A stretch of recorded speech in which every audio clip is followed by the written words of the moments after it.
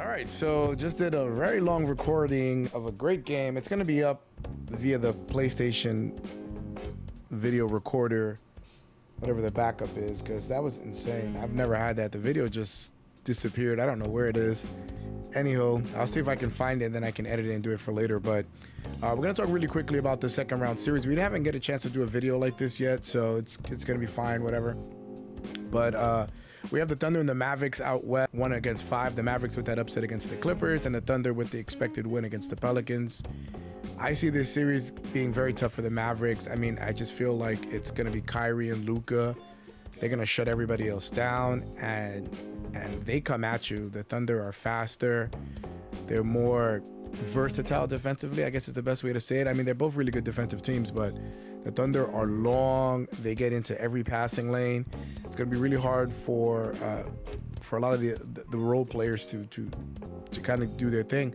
But I still think this has the potential to be a really good series. The Mavericks can upset them. They need a lot of things to go right, and we'll see what happens. I feel like that series, I still think it's the Thunder here.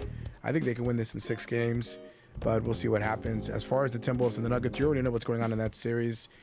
The defending champion Nuggets are getting bodied by the newest best player in the NBA, and Anthony Edwards. This kid looks like Michael and Kobe. He is dynamic. He has unlocked everything that you can imagine that a number one pick is supposed to unlock. He plays both sides of the ball. He talks all his shit during the game, after the game, before the game. He is old school, like you think of Larry Bird and everybody else. I miss trash talk. I think it's too buddy-buddy. I think it's too soft. And this kid is bringing back a lot of nostalgia in terms of the old NBA heads like myself that like watching it. And you know, he's just a breath of fresh air. And I honestly don't know if the Nuggets can even win one. Jamal Murray looks skimpy. He just got fined $100,000 today for that outburst.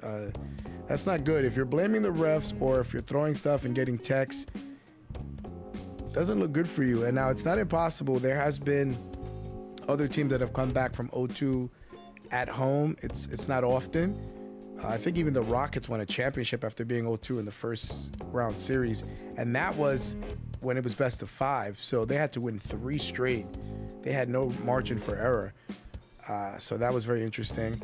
So we'll see. It looks like the Timberwolves are going to move on, and if it's the Timberwolves and the Thunder, we'll talk about that later, but it's going to be a very good series. I don't know if anybody can beat the Timberwolves if Anthony Edwards gives them what he's been giving them and Cat is doing what he's doing.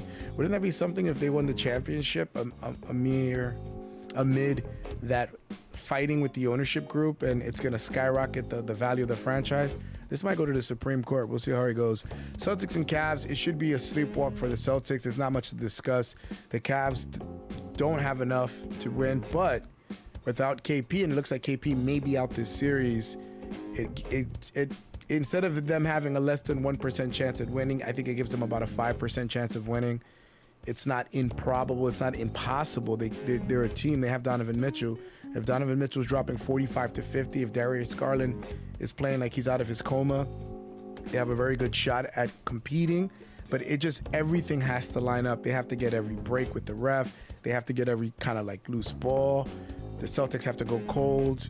There's just so many different things that have to happen in their way for them to have a shot at it. I see the Celtics doing a gentleman's sweep at 4-1. But we shall see. Like I said, the Jason Tatum rolled ankle. You don't know what can happen in the playoffs. But if everybody stays healthy, then I fully expect the Celtics to win. That'll be shocking if the Cavs win. That'll be something else. And on the other side, bad news for the Knicks. They just found out Mitchell Robinson will be out for 6 to 8 weeks. We can blame Tibbs there because he played this kid whole quarters on a surgically repaired ankle, which made no sense when you had a 3-center depth and Precious was giving you good minutes. Like, I'm very defensive of Thibodeau and his coaching and a lot of the stuff that he does, because he does have to play a lot of his guys big minutes, but with the centers, you have to be extra cautious. These guys have big bodies, big bones, and their feet break easily. He rocked them until the wheels fell off, and unfortunately, Mitch's wheels fell off. What does this do for the series? Not much, because they have their center, Miles Turner, is an outside shooter. I mean, he's not a back to the basket Embiid. This would affect them hypothetically if they were to make it to the finals and go against like a Chet Holmgren or but he might be back by then. They said 4 to 6 weeks. I think it's a stress reaction or something.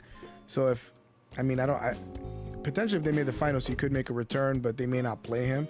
So we'll see, but I still give the Knicks the edge here. It's going to be closer than I thought. I really originally, when the series went in, I thought it was going to be a gentleman's sweep like the Celtics, but the Pacers are playing hard and they're mad. You know, they feel like they were robbed. And I'm only doing that because every ref blows calls.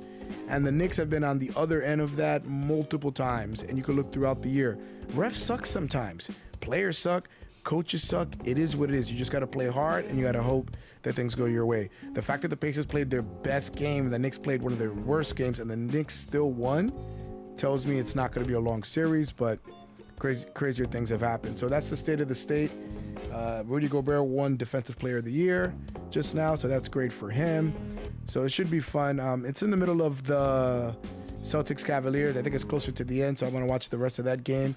Like I said, look out for that other recording. I'm uploading it from the PlayStation server. It is ridiculous. It was a great game. I cannot believe that I lost that recording. I don't know what happened. Anywho, this is life as a streamer. You got to think on your toes. I'm excited to see the rest of the second round, and we will also see who is the MVP and the All-NBA teams, which is coming up as well. So look out for that. Anywho, I'll see you guys in the next one.